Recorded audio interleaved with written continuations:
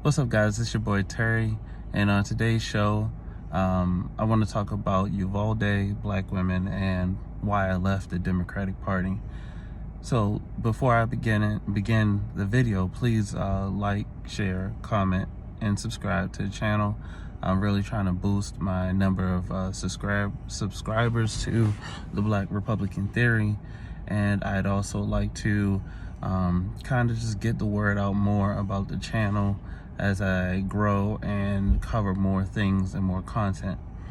So first and foremost, regarding Uvalde, it was a terrible situation where you had 19 children who were slaughtered, and you had 2 teachers who were slaughtered as well. Collateral damage is the number of people who got wounded, including the survivors who were shot but survived, and the grandmother of Salvador Ramos, the murderer who slaughtered the children. She was shot in the face. This is ultimately an issue of fatherlessness and lack of true masculinity, in my opinion. I don't think it's an issue of mental health.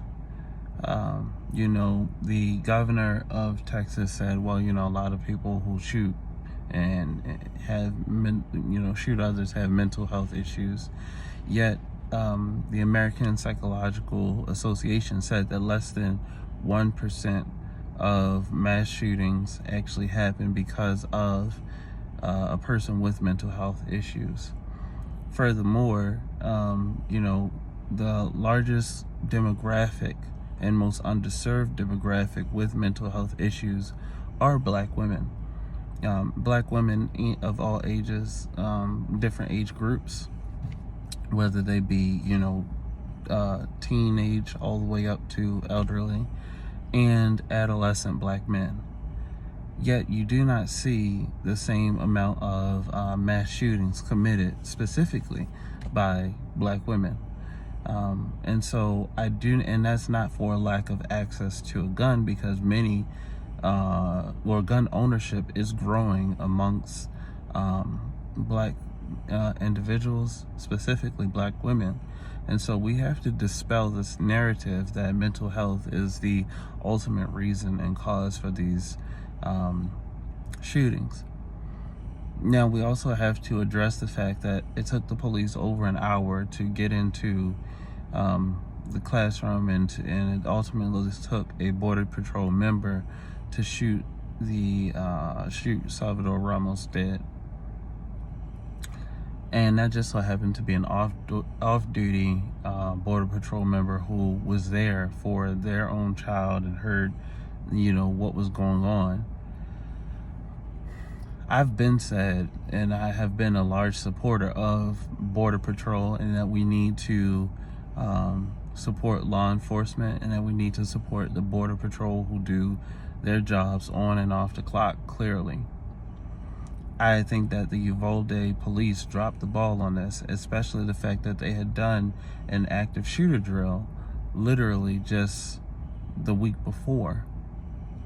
So why didn't they not show up and show out on behalf of the 19 children, 2 teachers that were dead, and the fact that they had confronted the individual beforehand? We know that police officers are more likely to shoot black men, whether they be armed or not. So if we know that Salvador Ramos had a gun outside of the school and he had ran his car into a ditch, why would he even be allowed to have move on beyond that car situation when he was first confronted by the police? It's a sad situation. Now getting on to the different topics, because I already talked about Uvalde. I touched on the thing with black women that I wanted to talk about, and I'm going to do a more in-depth video about black women. Specifically, I want to do a video about, it's in the works, where I want to go over the Moynihan report and its relation to today, and how the Democratic policy of benign neglect is playing out, and how it has affected black women specifically, and really black neighborhoods, which is why and what motivated me to leave the Democratic Party. So I don't think it's a a secret to those who have been following my page, or following me on social media, that I'm born and raised in Baltimore City, live in Baltimore City. I love Baltimore City. And while I love the city, I can disagree with its leadership. And it is disappointing for me to disagree with its leadership, because the current mayor is, his family are actually neighbors of mine and of my parents growing up. And also, the current mayor was he's also an alum of the same college that I went to for undergrad. We have an awesome political science department. That being said, he also, when I was looking for a job straight out of college, he advocated for me to be able to get a job with the city council. And I supported his work for that, or am appreciative of his work for that. However, crime is gone up in the city. It's completely out of control. I mean, even going into my backyard, there's a bullet in my backyard. I have a child. That really blew my mind. That really started to alter my view of the city. Crime out of control. The city government is unresponsive. Called into the city government time and time again just to get the grass cut at a school.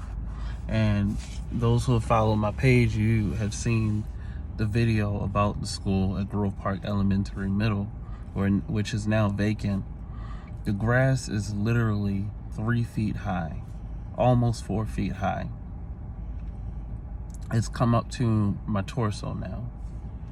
And I pay close to $4,000 in property taxes on my main residence, and about $2,000 in property taxes on rental properties.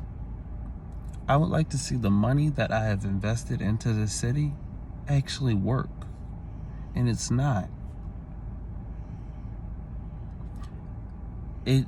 I attribute it to the failed leadership of the Democratic Party in Baltimore City, and it ultimately stems back to a policy of benign neglect towards African American neighborhoods, or back then it was called Black or Negro neighborhoods. Let me explain benign neglect. So there's a guy, he was the Assistant Secretary of Labor under Lyndon Johnson. I think he actually became the Secretary of Labor under Richard Nixon. He was a noted sociologist. I have a minor in sociology. And he, in 1965, he wrote it was a report to the President Lyndon Baines Johnson, called The Case for National Action, the Negro Family, or the Negro Family, the Case for National Action. This report became known as the Moynihan Report, and what he said was that the high rate of poverty amongst Black Americans is attributable to single motherhood, ghetto culture, and he attributed the ghetto culture, those are his words, ghetto culture, to discrimination in the American South and remnants of slavery. And he was talking about Jim Crow, which was still an issue at that time, and there are still remnants of Jim Crow now, which is why I do not support Joe Biden, because we'll get into that.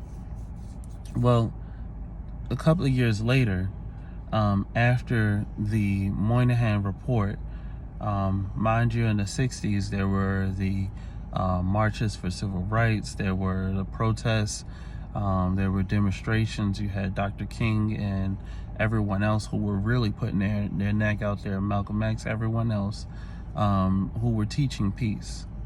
And Malcolm X, once he came back from the Mecca, he started to teach peace. Dr. King, he always taught peace and always taught taking action and always taught that capitalism and all these other things are the roots of the problems, is what he said.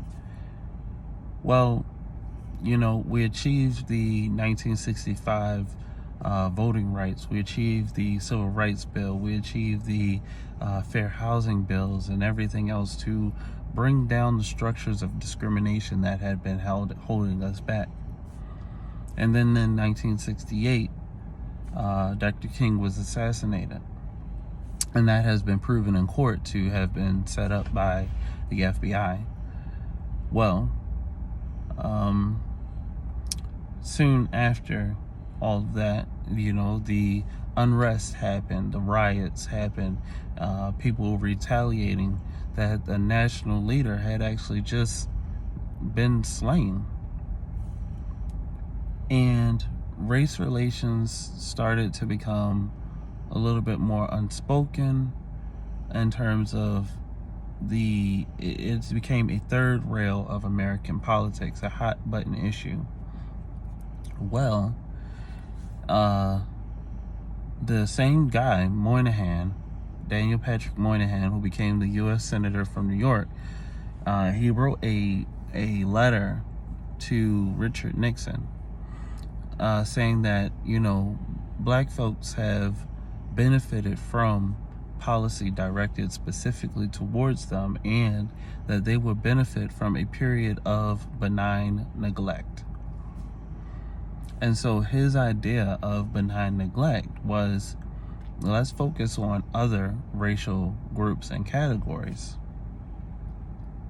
What that means is that makes race, when you're talking about black people, when you're talking about not just black people, when you're talking about the American descendants of slaves, particularly American freedmen,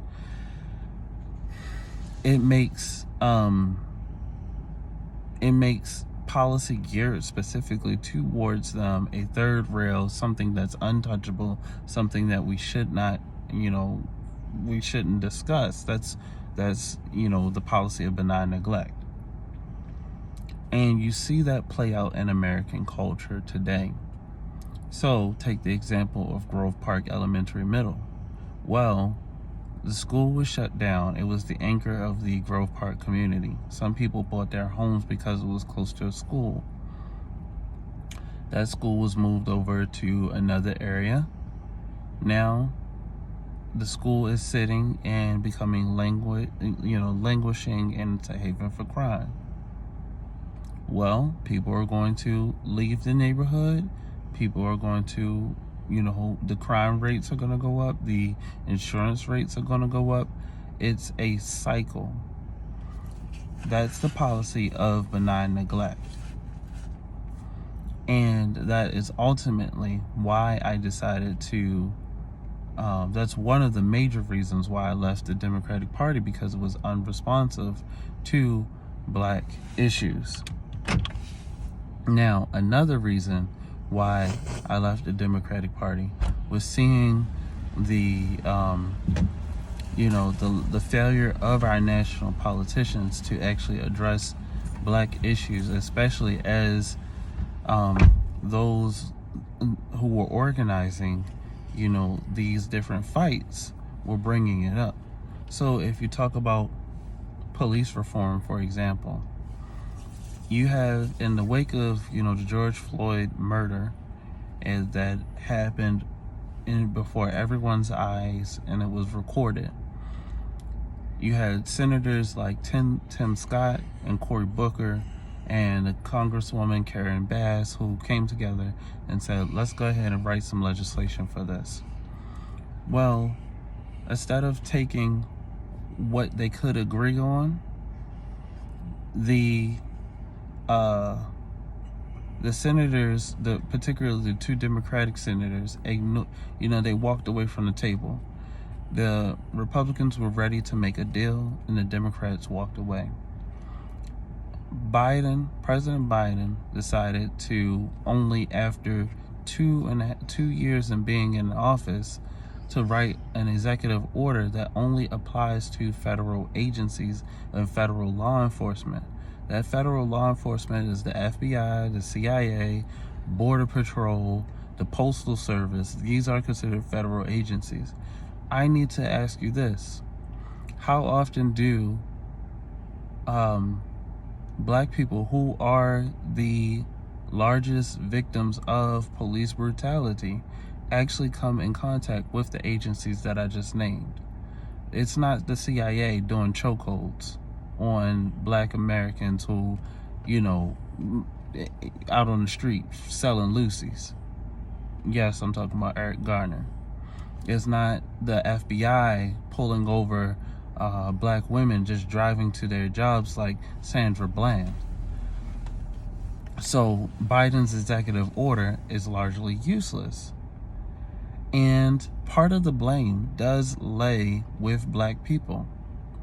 By pigeonholing your vote towards only one party and allowing your vote, the power of your vote, to be diluted, Black people, you're voting for your own destruction by voting for the Democratic Party.